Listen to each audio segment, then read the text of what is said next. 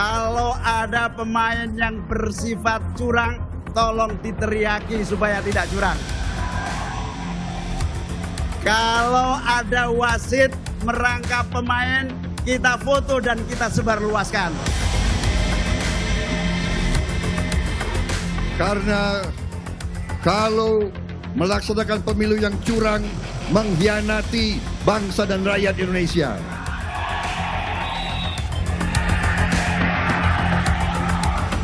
Diam itu bukanlah pilihan. Dan bicara, ungkapkan, dan laporkan praktek-praktek tidak baik yang akan mencederai demokrasi.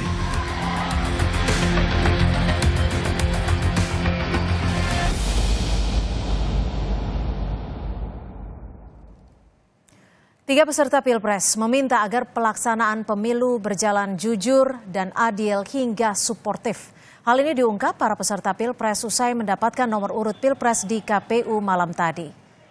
Cawapres Koalisi Perubahan Muhaimin Iskandar meminta masyarakat untuk meneriaki jika menyebarkan foto atau video jika menemukan kecurangan. Hal serupa juga diungkapkan Capres Koalisi Indonesia Maju Prabowo Subianto yang menyebut jika ada yang curang itu merupakan pengkhianatan. Sementara Capres asal PDI Perjuangan Ganjar Pranowo mengatakan laporkan jika ada praktik kecurangan karena jika didiamkan akan cederai demokrasi.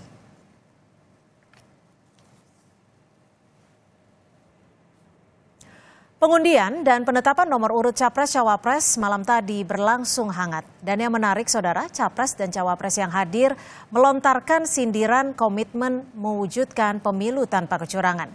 Kita akan ulas lebih dalam lagi bersama narasumber yang sudah hadir di studio. Sudah ada politisi Partai Golkar sekaligus Dewan Pakar TKN Prabowo Gibran. Sudah ada Pak Aceh Hasan Sazili, terima kasih sudah bergabung bersama kami. Dan melalui sambungan Zoom sudah ada politisi PDI Perjuangan sekaligus perwakilan dari TPN Ganjar Mahfud. Sudah ada Bang Andreas Hugo Pereira. Selamat sore Bang Andreas, serta Direktur Eksekutif Indikator Politik Indonesia, Mas Burhanuddin Muhtadi. Dan nanti juga akan bergabung bersama kami politisi dari PKS sekaligus perwakilan Timnas Amin, Pak Pipin Sopian. Kita masih akan menunggu bersama. Selamat sore Bapak-Bapak, terima kasih sudah bergabung bersama kami. Cynthia. Selamat sore, Cynthia. Ya, kalau dilihat malam tadi sebenarnya berlangsung cukup hangat ya. Berlangsung sangat meriah, kita juga melihat sangat banyak kedekatan. Kalau dari Pak Aceh sendiri, ini apa namanya, gimana melihat situasi malam tadi?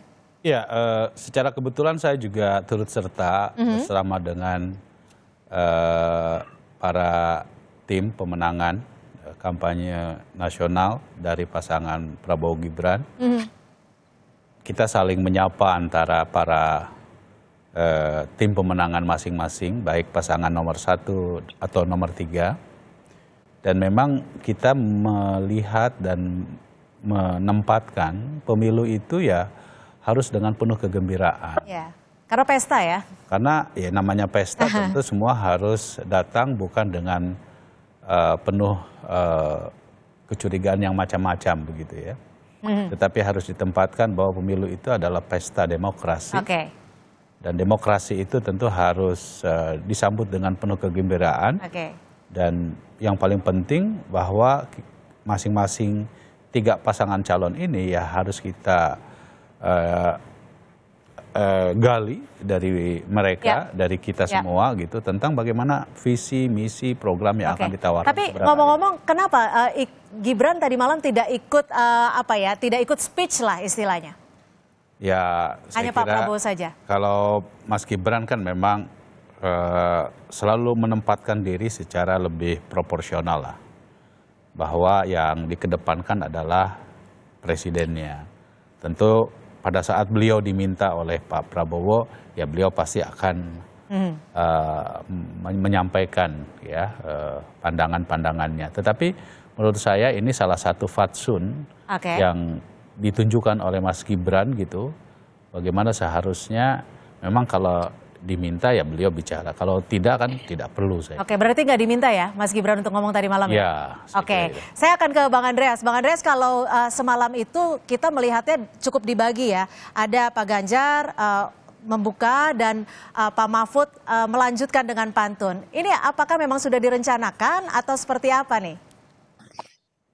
Ya pasti dong, artinya kalau pasangan yang kompak, solid, tentu setiap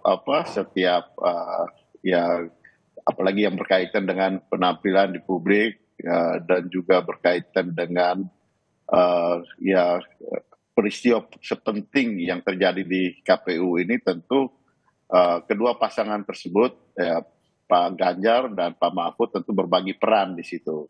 Saya kira apa yang sudah disampaikan oleh Mas Ganjar kemarin, jelas ya, artinya pesan-pesan yang kita semua perhatikan, bahwa itu menunjukkan bahwa bagaimana meskipun kita di dalam situasi ya rukun, damai, tapi juga kita perlu saling mengingatkan, saling mengingatkan akan supaya tidak terjadi hal-hal yang ada di luar jalur skenario konstitusi sesuai dengan agendanya, sehingga Mas Ganjar mulai supaya dengan jangan kita terjebak di dalam drama-drama seperti itu gitu, dan itu saya kira pesan yang penting karena indikasi-indikasi seperti itu kan sudah kelihatan di dalam beberapa waktu terakhir ini.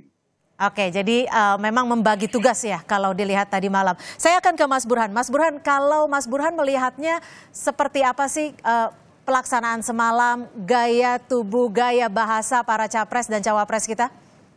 Apa yang paling menarik menurut Mas Burhan? Enggak, ini kan bagian dari tradisi pemilu kita ya. Jadi Clifford Geertz itu menyebut dengan istilah theater state, negara teater. Kalau di luar negeri sepertinya tidak ada pengundian nomor urut. Tapi dalam konteks Indonesia ada semacam inovasi kultural, pengambilan nomor urut di seremonialkan, jadi ada aspek performativity yang membuat tadi ada semacam pesta yang dimeriahkan oleh kehadiran calon maupun tim suksesnya. Dan pada titik itu saya sendiri sih tidak persoalan, apalagi tadi malam saya proses pengundian berlangsung sangat baik. Menurut saya ada banyak statement yang disampaikan oleh capres atau cawapres yang intinya kira-kira berbeda dengan narasi yang kita pernah diskusikan di 2019. Jadi narasi 2019 itu isunya isu politik identitas, sementara kalau kita summary-kan apa yang disampaikan tadi malam itu lebih banyak berkaitan dengan isu kecurangan pemilu dan netralitas aparat. Jadi isunya bergeser dan saya sama-sama penting ya kita mengadres isu bahaya politik identitas maupun ancaman pemilu yang curang, itu perlu kita adres bareng-bareng dan tinggal kita catat komitmen dari masing-masing capres dan tentu saja adalah penyelenggara pemilu dan pengawas pemilu. Oke, sebelum kita lanjutkan dialog kita pada sore hari ini, kami akan tampilkan terlebih dahulu saudara pidato capres-cawapres semalam yang menyoroti soal kecurangan pemilu. Kita semua yakin kalau kita melihat pemilu seperti sepak bola, maka rakyat punya kesempatan untuk menyaksikan dengan bahagia. Kalau ada pemain yang bersifat curang, tolong diteriaki supaya tidak curang. Kalau ada wasit merangkap pemain, kita foto dan kita sebarluaskan.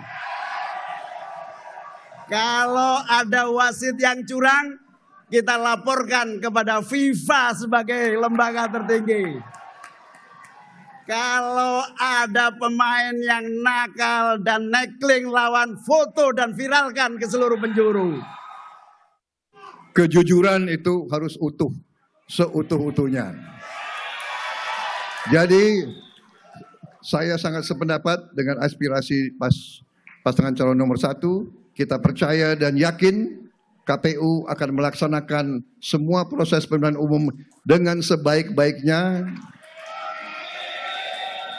dengan sejujur-jujurnya, dengan seadil-adilnya, tanpa kecurangan apapun. Karena kalau melaksanakan pemilu yang curang, mengkhianati bangsa dan rakyat Indonesia. Demokrasi yang berjalan jurdil, situasi yang bisa berjalan pada rel, dan kita selenggarakan dengan betul-betul membawa integritas yang jauh jauh sekali dari unsur KKN. Harus kita pastikan. Inilah amanat reformasi dan inilah amanat konstitusi yang sekarang kita pegang. Diam itu bukanlah pilihan. Dan bicara, ungkapkan, dan laporkan praktek-praktek tidak baik yang akan mencederai demokrasi. Terima kasih karena pasangan nomor 1 dan pasangan nomor 2 punya komitmen yang sama. Dan di studio sudah bergabung bersama kami Pak Pipin Sopian, politisi PKS yang juga perwakilan dari Timnas Amin. Terima kasih sudah bergabung bersama kami ke studio. Assalamualaikum. Waalaikumsalam warahmatullahi wabarakatuh. Pak Pipin, kalau dilihat tadi malam, ini kan paling berbeda nih. Justru Caimin yang menyampaikan pidatonya dan juga mengungkapkan beberapa poin. Kenapa tuh? Ya, pasangan Amin ini duit tunggal. Duit tunggal. Pak Anies menyampaikan bahwa ini kesempatan bahwa cawapres itu bukan hanya cadangan, bukan ban serep, tetapi duit tunggal, dinamik duo, sehingga dua-duanya masih bisa berperan antara Caimin dengan Pak Anies. Jadi dan kualitasnya Gus Muhaimin kita melihat bahwa pembicaraannya, pidatonya, kemudian menjadi referensi bagi Pak Prabowo juga Pak Ganjar gitu. Jadi saya kira ini menunjukkan bahwa kualitas Pak Anies dan Pak Muhaimin ini sama-sama punya kualitas untuk memimpin bangsa menjadi simbol perubahan bangsa ke depan. Oke, jadi memang sudah direncanakan bahwa memang keduanya harus saling menonjol gitu ya? Betul. Oke. Dan yang paling penting adalah pesannya bahwa kita ingin fair play, ya, ingin bermain jujur, dan memang ketiganya sudah komitmen sama-sama untuk mengiyakan, menyetujui apa yang disampaikan oleh Gus Muhaimin, tetapi waktulah yang akan menjawab siapa yang akan bermain fair play dan siapa yang bermain curang. Oke, saya ke Mas Burhan. Mas Burhan, setiap ataupun tiap masing-masing pasangan calon ini kan juga saling sindir, saling meminta untuk pemilu bisa berjalan dengan jujur dan adil dan tidak ada kecurangan. Sebenarnya apa sih kekhawatirannya? Apakah memang sudah masuk ada poin-poin ataupun potensi kecurangan? Iya, gini ya, bagaimanapun kan kekhawatiran berkaitan dengan Mas Gibran yang notabene putra presiden, menjadi salah satu kontestan Pilpres, itu ada kekhawatiran membuat playing field tidak rata. Satu kekhawatiran yang menurut saya masuk akal ya. Meskipun lagi-lagi, ini harus diingat ini ya, Cindy. Beda Pilpres 2019 dengan 2024 adalah, di 2019 itu capres petahana clear melawan capres yang diusung oleh partai-partai oposisi. Nah, jadi oposisi tidak punya akses apapun, sedikit pun terhadap instrumen kekuasaan di 2019. Di 2024, itu sebenarnya semua capres, cawapres, tentu dengan kadar yang berbeda-beda, itu punya akses terhadap kekuasaan, betapapun sedikit. Meskipun tentu Pak Prabowo Gibran bisa jadi aksesnya lebih banyak, karena ada presiden di sana. Tetapi calon yang didukung oleh PD Perjuangan juga punya akses terhadap instrumen kekuasaan. Termasuk Mas Anies, itu kan didukung oleh 2 partai pemerintah. Meskipun lagi-lagi, ya, kita berharap, ini blessing in disguise-nya, karena masing-masing punya akses terhadap instrumen kekuasaan, yang terjadi adalah tawasobil hak, saling kontrol satu sama lain. Kalau dulu 2019, karena 100% partai pemerintah mendukung Pak Jokowi Ma'ruf, tidak ada saling kontrol antar aparat. Kalau sekarang antar aparat saling kontrol, karenanya diharapkan tidak terjadi malpraktek elektoral dan kecurangan. Oke, Pak Aceh, ada yang ingin ditanggapi, accessible dibilang ya? Iya, saya sepakat ya dengan Mas Burhan ya, bahwa sekarang karena kita semua ini kan sebetulnya adalah keluarga besar Indonesia gitu ya. Karena itu dan yang sekarang berkontestasi tentu mereka memiliki akses terhadap kekuasaan. Seperti nomor 1 Pak Muhaimin adalah bagian dari pemerintahan, kita harus akui itu. Kemudian di kami ya Pak Prabowo jelas Menhan, Mas Gibran juga sama. Nah sekarang di nomor 3 Pak Mahfud adalah Menko Polhukam yang beliau sendiri punya kaitan langsung terhadap penyelenggara pemilu ya. Jadi karena itu menurut saya setuju bahwa proses di dalam pemerintahan sendiri pasti akan saling mengawasi gitu. Di samping tentu masyarakat pun juga punya hak untuk melakukan pengawasan terhadap proses pemilu.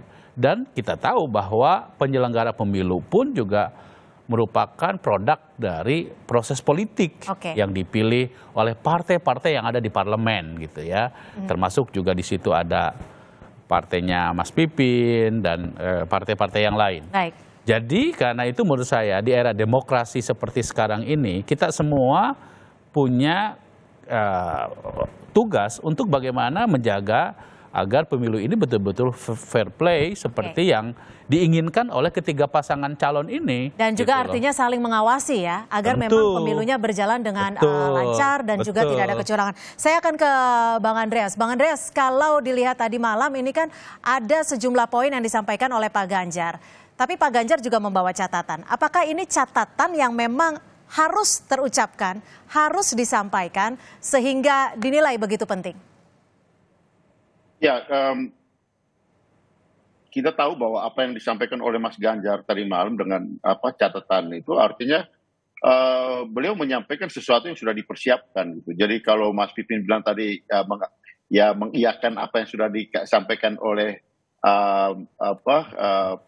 Gus Imin, ya sebenarnya juga karena kebetulan sama dan mungkin karena apa yang dialami dalam proses perjalanan waktu ini memang ada pengalaman-pengalaman yang mungkin sama sehingga mereka menyampaikan secara terbuka dengan bahasa-bahasa yang lugas gitu. Kalau Gus Imin itu bicara dengan ilustrasi sepak bola, Mas Ganjar bicara ya dengan bahasa yang straightforward gitu, langsung gitu pada poin-poin persoalan yang ya kita alami dan ada indikasi-indikasi yang sudah muncul di publik hari-hari ini gitu.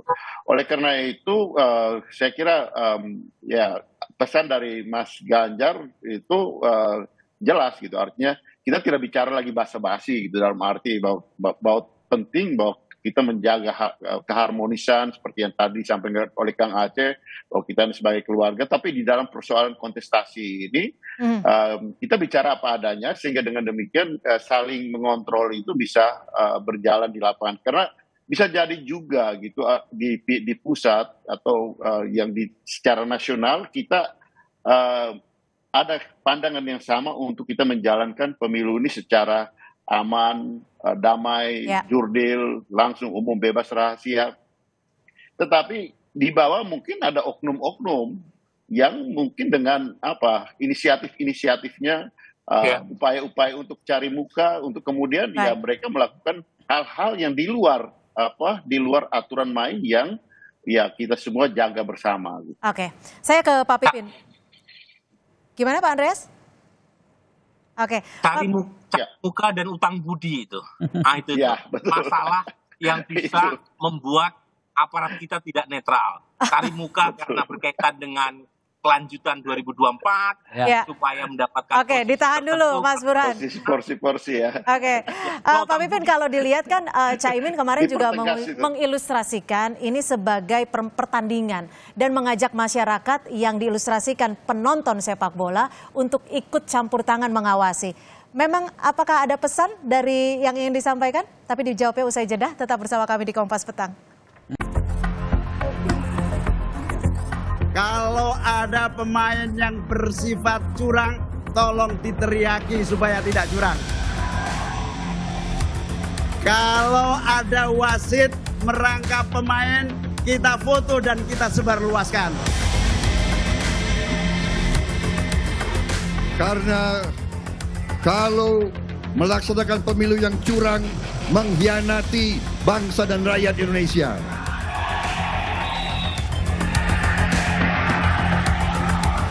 Diam itu bukanlah pilihan. Dan bicara, ungkapkan, dan laporkan praktek-praktek tidak baik yang akan mencederai demokrasi.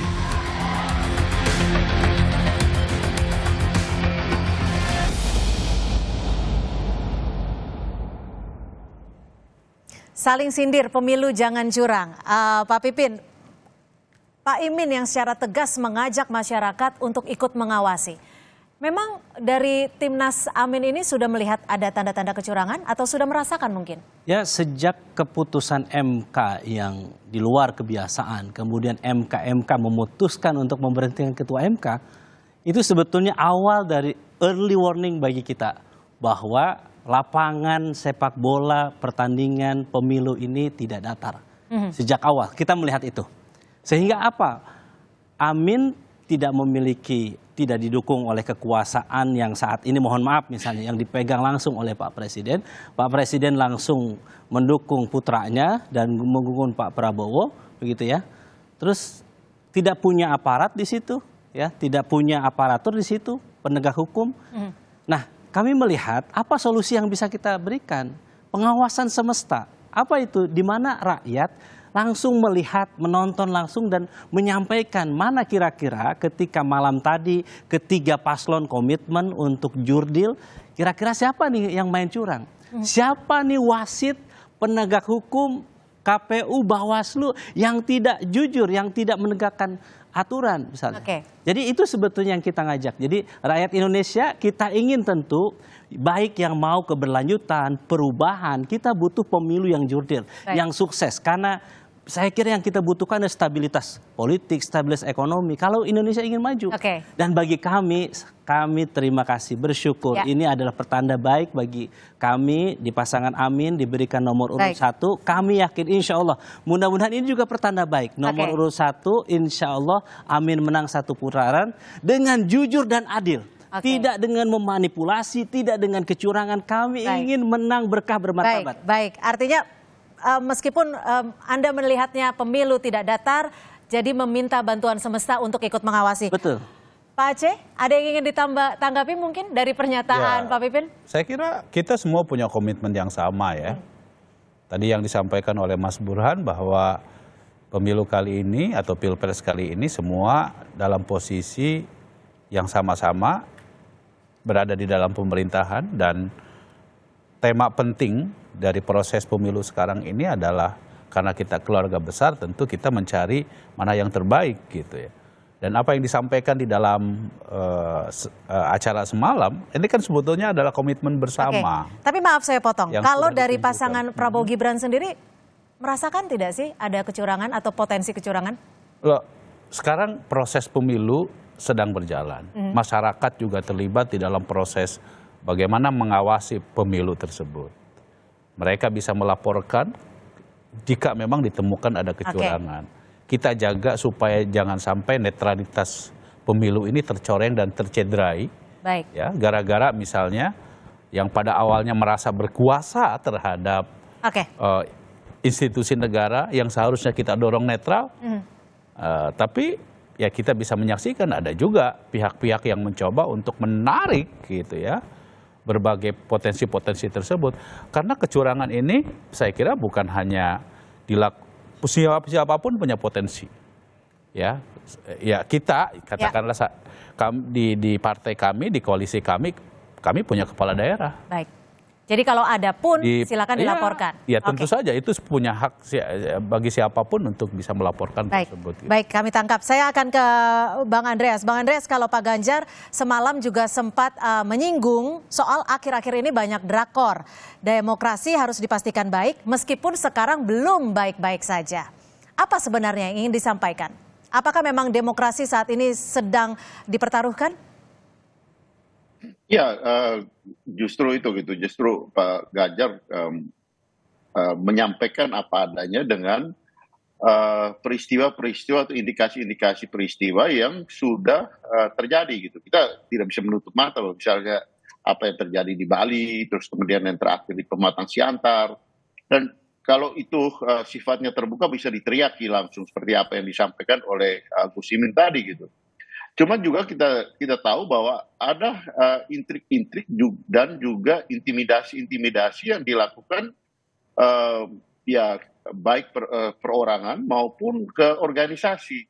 Dan itu kan muncul ya karena bagusnya kita sekarang dengan media sosial orang bisa menyampaikan itu secara terbuka, sehingga memang ini harus dilakukan pengawasan, kontrol yang bukan hanya oleh lembaga-lembaga pengawas pelaksanaan pemilu ini gitu, tetapi juga oleh masyarakat gitu.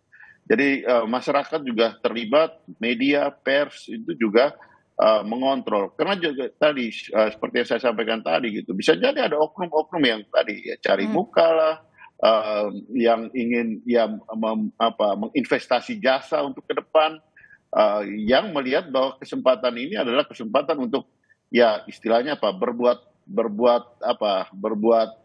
adil atau menyampaikan andilnya gitu untuk ke depan ya dia bisa diingat dan terlibat di dalam proses pemerintahan ke depan gitu.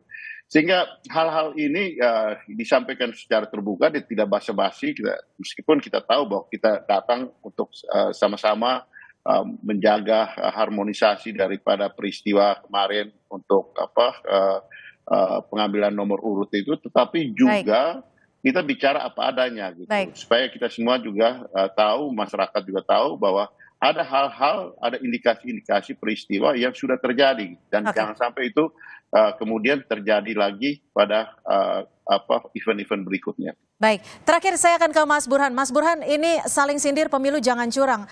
Dari narasi-narasi pasangan calon ini Anda melihatnya seperti apa dan apa yang patut dikritisi? Ya, memang narasi itu sepertinya dialamatkan kepada pasangan nomor urut 2 ya. Karena bagaimanapun Mas Gibran putra presiden dan dikhawatirkan Presiden Jokowi tidak netral. Sebagai pribadi jelas sulit untuk mengharapkan Presiden Jokowi netral karena Mas Gibran adalah putra beliau.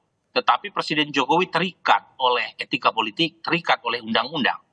Dan jangan lupa untuk menghadirkan pemilu yang adil, yang netral, yang legitimate, itu bukan hanya kepentingan kita sebagai bangsa, tapi juga kepentingan subjektif Presiden Jokowi.